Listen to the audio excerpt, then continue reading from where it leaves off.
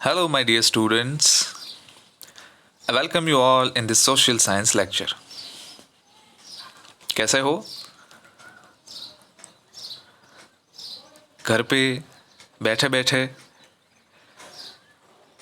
पढ़ाई के अलावा भी और चीज़ें कई करने लायक है।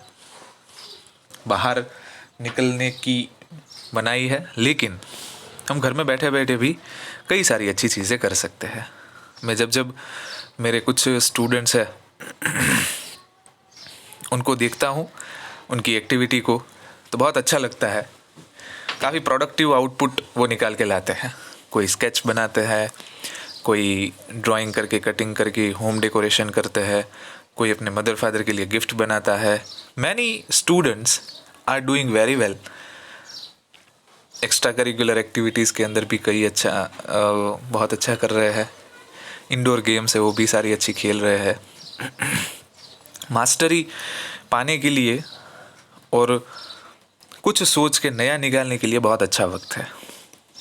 अपने मैं पहले से ही फोकस आपको एक जो कह रहा हूँ, आपकी ज़िंदगी भर जो काम में आएगा, नोट्स बनाना। बहुत अच्छा टाइम है, सीखना है तो ना पता चले या कहीं पे दिक्कत आए, कभी भी फ़ोन कर सकते हो, पूछ सकते हो कैसे बनाए। बहुत अच्छी आदत है ये बनाने की, नोट्स बनाने की, क्योंकि एक बार नोट्स बनानी आ गई तो फिर आपको चैप्टर पढ़ना नहीं पड़ेगा, क्योंकि आपने खुद चैप्टर को पढ़ के उसमें से जो फ्रूटफुल है वो बाहर निकाला है। सो आई होप कि ये सारी चीज़ आप सीखो पहले। उसके बाद आप एक चीज़ ऑब्जर्व करोगे, जब आप ये सीख जाओगे कि जो आपने नोट्स बनाए हैं, जब ये एक्सरसाइज देखोगे, वो पल बहुत ही सुनहरा होता है।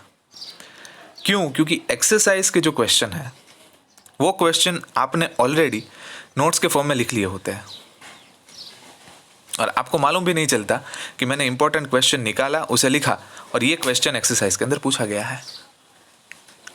ओके?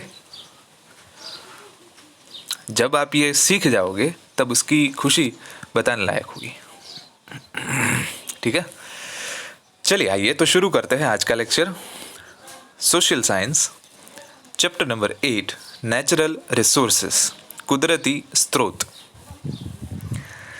रिसोर्सेस का मतलब होता है कि कोई ऐसी चीज़ कि जिसमें से हम कुछ ना कुछ गेन कर पाए, कुछ ना कुछ आउटपुट ले पाए। वो पेट्रोल भी हो सकता है, वो कोई ट्री भी हो सकता है, वो कोई छोटा सा प्लांट भी हो सकता है, वो न्यूक्लियर फ्यूल भी हो सकता है, वो आयरन भी हो सकता है। Anything from which we can obtain useful amount of substances, that is called resource. Okay? हमारे ज्ञान से, हमारी स्किल्स से, हमारे जो भी क्या बोलते हैं शैली है हमारी काम करने की, उसमें से हम चीज़ों के इस्तेमाल से जो कुछ भी फ्रूटफुल गेन करें, उसे क्या कहते हैं? रिसोर्स। नेचुरल यानी कि कुदरत के द्वारा जो हमें मिला है, कि जिसमें से हम कुछ ऑब्टेन करते हैं अपने ज्ञान से, अपने नॉलेज से, उसे नेचुरल रिसोर्स कहा जाता है। चलिए एक्सरसाइज की ओर आगे बढ़ते हैं। Question number 1, answer the following questions in details. नीचे दिए गए प्रश्नों के जवाब बहुत ही डिटेल में दीजिए। चलिए, first, what is meant by resource? Resource का मतलब क्या होता है? Describe it's usages. तो ये क्वेश्चन कहाँ पे छुपा हुआ है? क्वेश्चन को समझिए क्या पूछा गया है। रिसोर्स का मतलब क्या होता है और उसके इस्तेमाल कितने कितने हैं। Let me show you.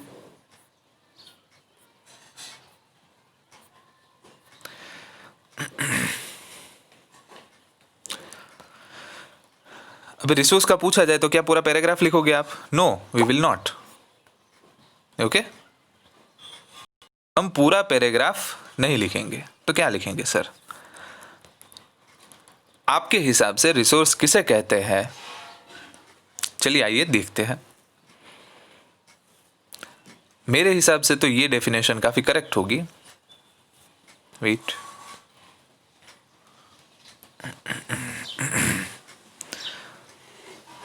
The things on which the man is dependent, ऐसी चीज़ है कि जिसके ऊपर इंसान आधारित है. Human needs can be fulfilled by them, इंसानों की ज़रूरतें उससे फुलफिल होती हैं. And man has the physical and intellectual capacity to utilise them can be called as resources. और मनुष्य अपनी शारीरिक और मानसिक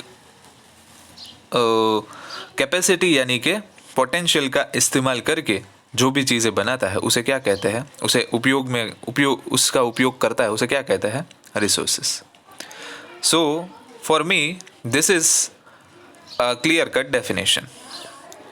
on which man dependent, which can fulfill the need of human needs, and man has the physical and intellectual capacity to utilize them can be called as resources.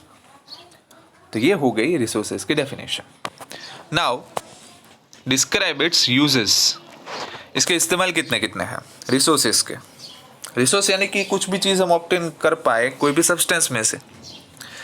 तो यहाँ पे food के तौर पे, मटेरियल के तौर पे और एनर्जी रिसोर्सेज के तौर पे. में से आप कोई भी रैंडमली 5 एग्जांपल्स ले सकते हो, जैसे कि various goods obtain from forest, agro product, wool and heats. These are called as resources which we can utilize as a source of raw material. Okay? So ये हो गए उसके uses. तो आपको एक definition लिखनी है. We meant by resource that the substances on which the man is dependent, human needs can be fulfilled by them, and man has the physical and intellectual capacity to utilize them, can be called as resource. Uses में food, raw material, energy, resource के तौर पे. ठीक है. उसके बाद चलो next question देखते हैं हम. What is meant by soil conservation, state the remedies of soil conservation. जैसा कि मैंने आपको टिक मार्क करवाया था, सॉइल कंजर्वेशन का मतलब क्या होता है. तो इन सिंपल वर्ड्स देखो यहाँ पे डेफिनेशन ही दी गई है. Soil conservation means to prevent the soil erosion and to maintain its quality. That's it.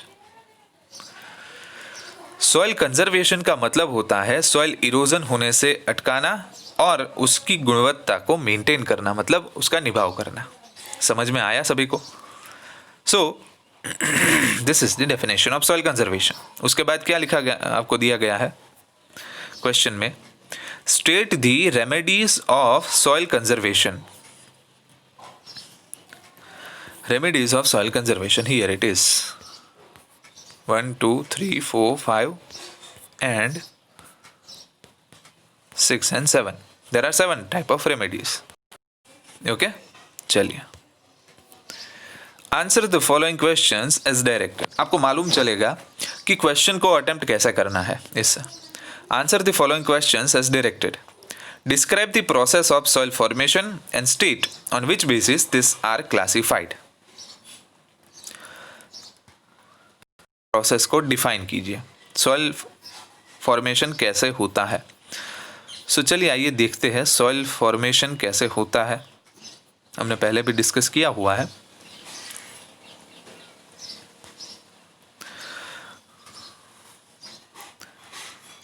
यहां से आपको लिखना है topic wise. The soil is a thin layer composed of various elements on the surface of earth. First point. Second point बना के minerals, humidity, humus and air are mixed up in it. फिर यहाँ से soil is formed due to the material available through the denudation. उसके बाद biotic remnants, humidity and air get mixed up with it. That's it. इतना आपको लिखना है how the soil is formed. Okay? चलिए उसके बाद क्या कहा गया है, state on which factors it is dependent. State on which basis these are classified. उसका क्लासिफिकेशन किसके बेसिस के ऊपर किया गया है. तो सॉइल का क्लासिफिकेशन जो है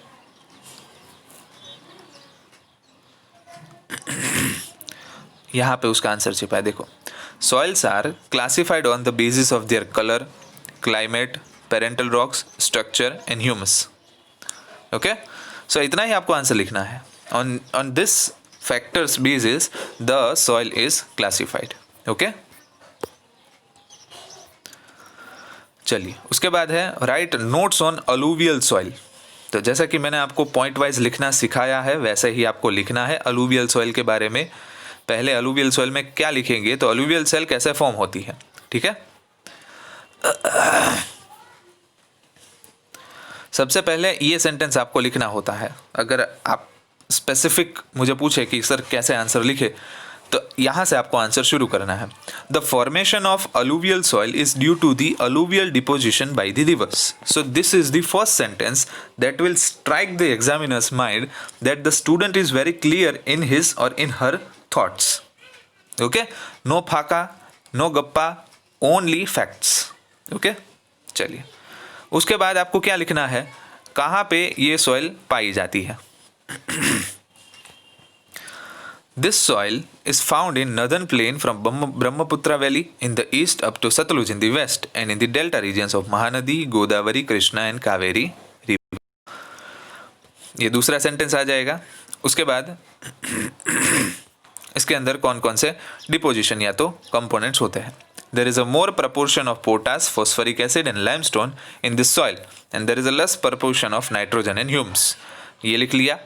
उसके बाद कौन से क्रॉप इसमें से उगाए जाते हैं, ठीक है, इतनी चीज आपको लिखनी है।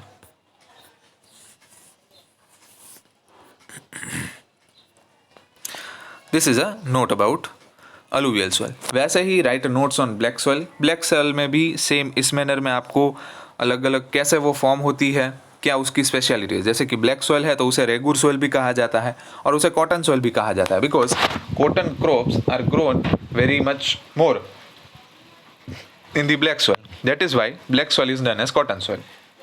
फिर उसके अंदर मॉइस्चर रिटेनिंग कैपेसिटी ज़्यादा होती है और जब भी उसमें से मॉइस्चर इवापोरेट हो जाता है तो उसकी वजह से उसके अंदर क्या जनरेट होती है, cracks. So this are some thing that I already told you when our lectures was there कि कैसे आपको आंसर लिखना है।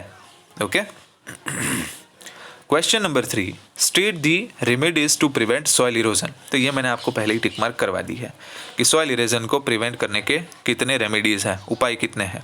1 2 3 4 5 6 7 8 9 10 11 12 13 नहीं है, लेकिन 5 यहाँ पे है, ठीक है। What is called as mountain soil. Mountain soil किसे कहा जाता है, जो माउंटेन के अंदर होती है उसे माउंटेन सॉइल कहा जाता है। No, but your answer should be in this manner. The type of soil is found in the valley and slopy region of Himalayas. So because that this kind of soil is found in the mountainous region, that is why it is called mountain soil.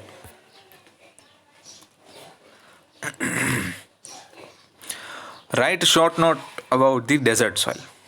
उसमें भी same manner में आपको लिखना है। Desert soil के अंदर भी soil के जितने भी टाइप्स है, where the climate is arid or semi-arid, at that places the soil found is called as desert soil. कहाँ पे पाई जाती है, राजस्थान में, हरियाणा और सदर्न पंजाब में, गुजरात में, कच्छ और सौराष्ट्र के कुछ कुछ रीजन पे, और उसके अंदर ज्वार और बाजरी के यानी कि मेज़ और ज्वार के पाक लिए जाते हैं, फसल उगाई जाती है। ओके, उसके बाद आपको MCQs पूछे गए हैं, इसके बारे में ज़्यादा मैं डिस्कस नहीं करूँगा बिकॉज ये आपको खुद से करने हैं, ठीक है। चलिए, तो आपको एक्सरसाइज के क्वेश्चन आंसर्स इस मैनर में लिखने हैं। और जैसे कि आपको एक शॉर्ट वीडियो मिल चुका है कि आपको एक्सरसाइज के क्वेश्चन आंसर्स मुझे कैसे सबमिट करने हैं, वो मैंने आपको पहले ही बता दिया है। अगर ना मालूम हो तो एक बार वो वीडियो को देख लीजिएगा, शॉर्ट वीडियो को जो आपके ग्रुप में आया, और उसके हिसाब से ही मुझे एक्सरसाइज के क्वेश्चन पर्सनली सबमिट करिएगा। आज 20 तारीख है, 21 22 23 24 ऑफ, खास ध्यान रखिएगा 24 ऑफ जुलाई को आपको यूनिट 8 की एक्सरसाइज मुझे सबमिट करनी है, ठीक है, 24 ऑफ जुलाई। चलिए, तब तक thank you all dear students.